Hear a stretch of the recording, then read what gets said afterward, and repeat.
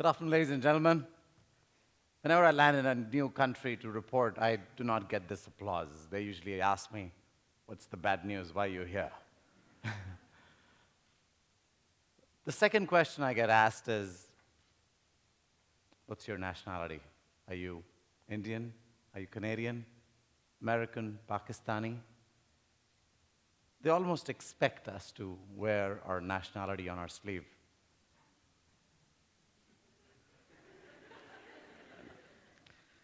In an ideal world, I would like to remove that perception first of all.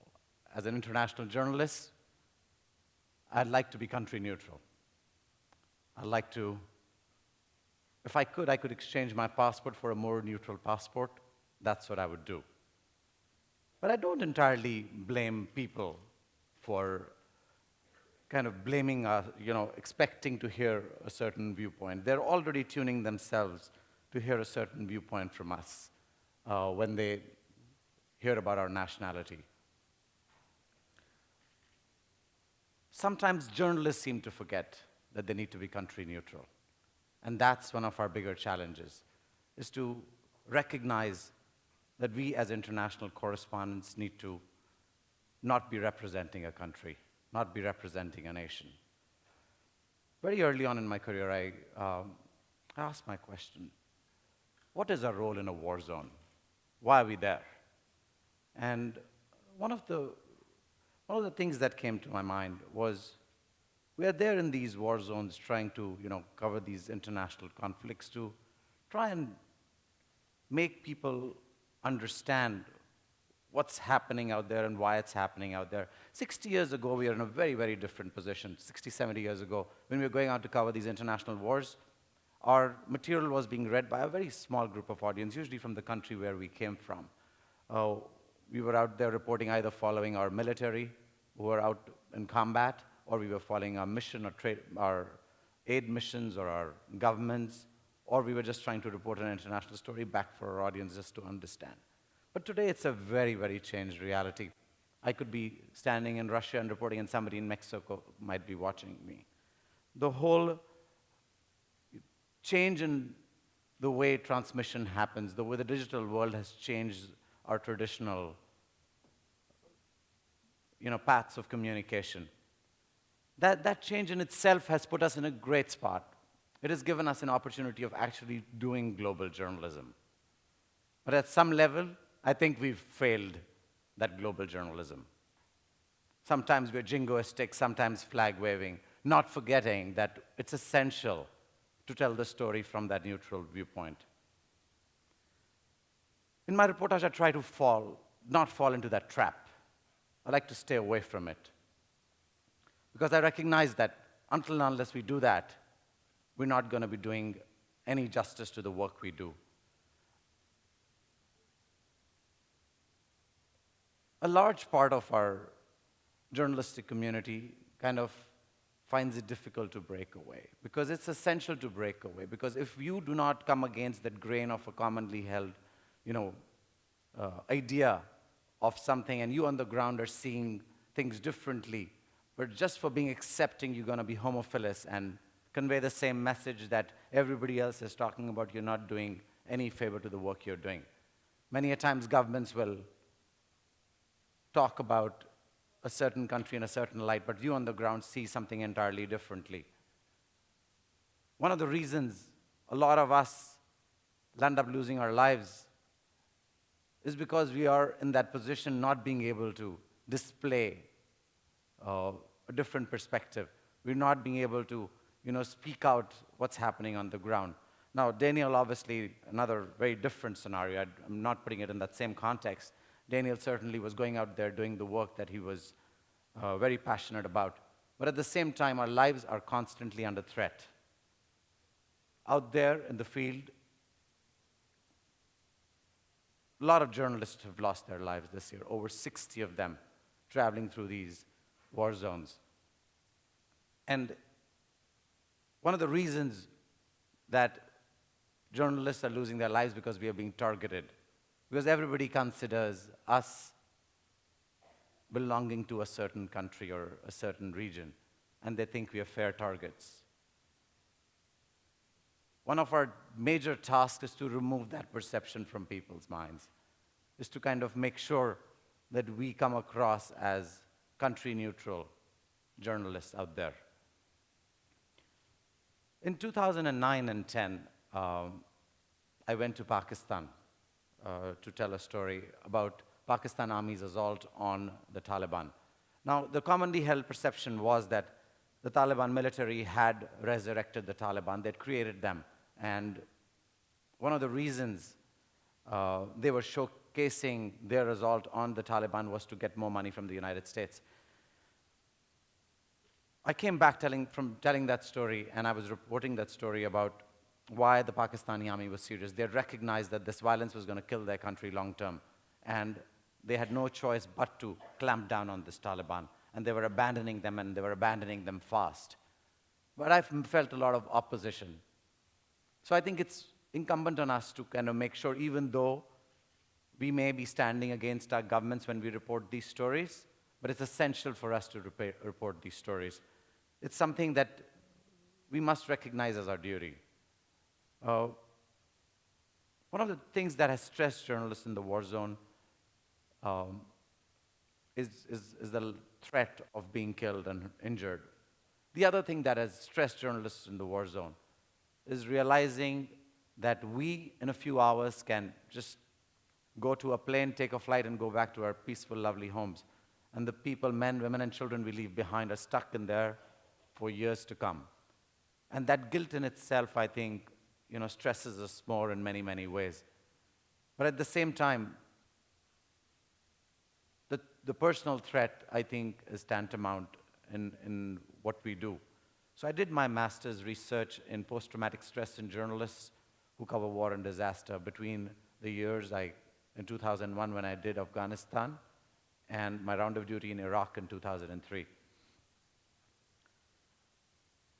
Journalists come face to face with death multiple times. They get held at gunpoint. They're shot at. I was traveling in a war zone. Let me give you a little story of the kind of work we do. That picture is on a front line in Afghanistan in 2001. We are sitting on a peace bridge where Taliban crossed over, turned its turrets back at its own people. So a very highly complex area. I was traveling from Talokan to Kunduz. Kunduz had just fallen. We had been given clearance to go into Kunduz. This is in the morning of somewhere in November 2001. We were racing down this highway, a very wide valley. You could, from one valley to the other, you could look at about 30 kilometers. It was such a large valley. And on both sides of this highway, there were soldiers walking. They were all going towards Kunduz. Kunduz had just fallen. They hadn't seen this territory in 4 or 5 years. It had been taken over from the Taliban. The trucks were rolling in, literally. Bodies were being dragged from the street. There were hundreds of strewn bodies all across Kunduz as we went in. One of the soldiers, as we went past, tried to flag us down. We were going at about 120 kilometers an hour. My driver said he was not going to stop. He knew we were in a hurry. We wanted to go out alive from Kunduz. I said, go on. As he went past that man, I turned around and looked at that guy, and he'd already picked up his AK-47 and was ready to fire at us. Before I could even tell my driver, he'd shot at us. I pressed the shoulder of my driver. He came to a screeching halt. Now we were thinking, God knows what's going to happen. This man came running towards us and asked us why we didn't stop. I explained to him that we were on our way to Kunduz. Like, don't you know it's fallen? He said, of course I know it's fallen, and I'm going to Kunduz as well. I was shocked at why he'd shot at us, and I said, why the hell did he shoot at us? He's like, I want to ride. My jaw literally dropped. I was like, really? Seriously, you want to ride? There was no choice. He jumped into our car. I offered him tea and biscuits, and we went on. I can't sue him because I don't know who he was. And two, I don't think that happens there anyway. So these are the kind of situations we go through on a daily basis in a war zone. I'm just describing one of them to you.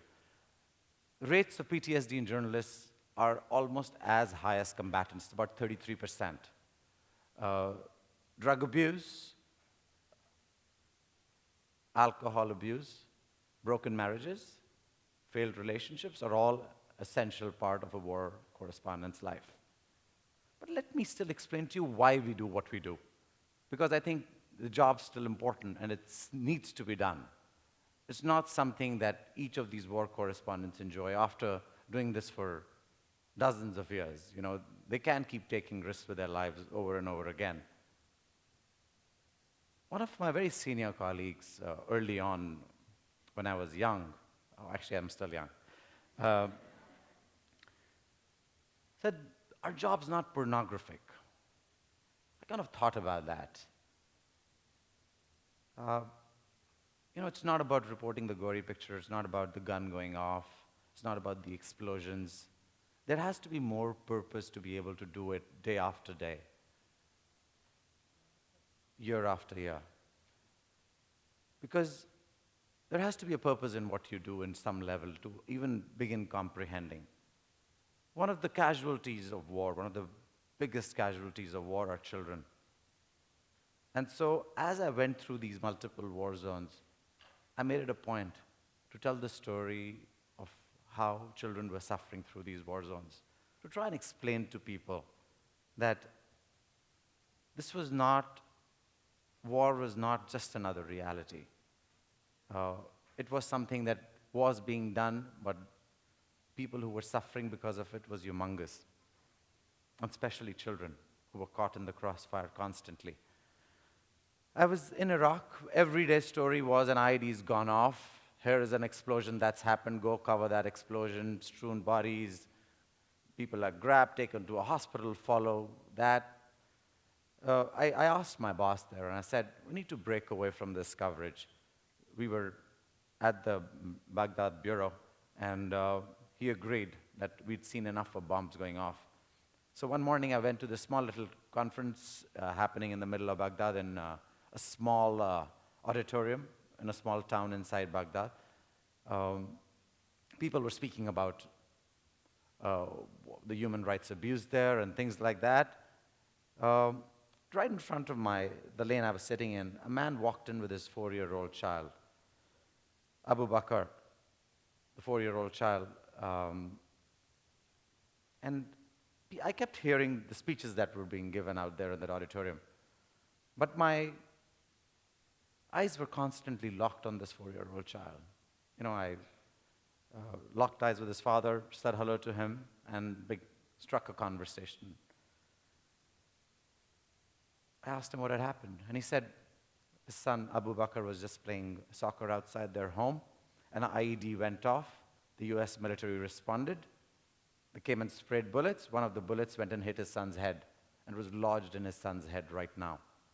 And that's why he couldn't walk straight, and his face was a bit twisted, because one of the bullet in his head was pressing on his brain. I looked at the story and I said, could we come to your home? He first was a little hesitant in taking us to his home because it was a very, very risky part of Baghdad, and people didn't go there, especially outsiders, and especially when journalists were being targets themselves. Anyways, we sent in our security detail ahead, went in to meet his family and see his home. Now, we weren't certain. He said the US military had told him they cannot operate on him because that's not standard operating procedure for them. He could apply for a grant and get some money out of it, and then could take his son overseas. He didn't want to wait those 8 months it would take to get the money. We filed that story after checking with the US military if that was the case. They confirmed to us that was the story, and they'd said it would take 6 to 8 months for them to sort this out. The day after I filed the piece, next morning I was standing outside Hotel Palestine, and a gentleman walked up to us, introduced himself as the Greek ambassador, and said his president had sent him because he'd seen the story on our network and wanted to fly the boy out and his father out to Athens for a surgery. The surgery happened. The crews that followed us in Iraq followed the boy, and he was back home safe. My belief in making sure to showcase what's happening to children was even bigger and better. And I understood that what the purpose of us being there, we need to actually do what we can. Even it may seem like just one story about this one child, but it actually showcases to the rest of the world what's happening. Many a times I land up in, in discussions or dinners, and some very sane people will justify war for a financial gain of a nation, of people, or their larger game plan of society to create a better world. Casualties of children, women are not justified, whatever may be your game plan. That's a huge loss for humanity, something that we must all come to terms with. As journalists, as international journalists, what we are expecting is that you would leave us alone at some level. Don't unshackle us. As international journalists, we're also hoping that the organizations of today will continue sending out reporters in the front lines so that we can get first-hand information rather than creating this new breed of celebrity armchair journalists operating out of headquarters rather than doing the stories from out there. What we're also hoping is countries will not try and use us as their mouthpieces, because we have your passport, but that's not our soccer jersey. Our jersey is blue, and we are on nobody's side. And please, don't kill me. Thank you, and good luck.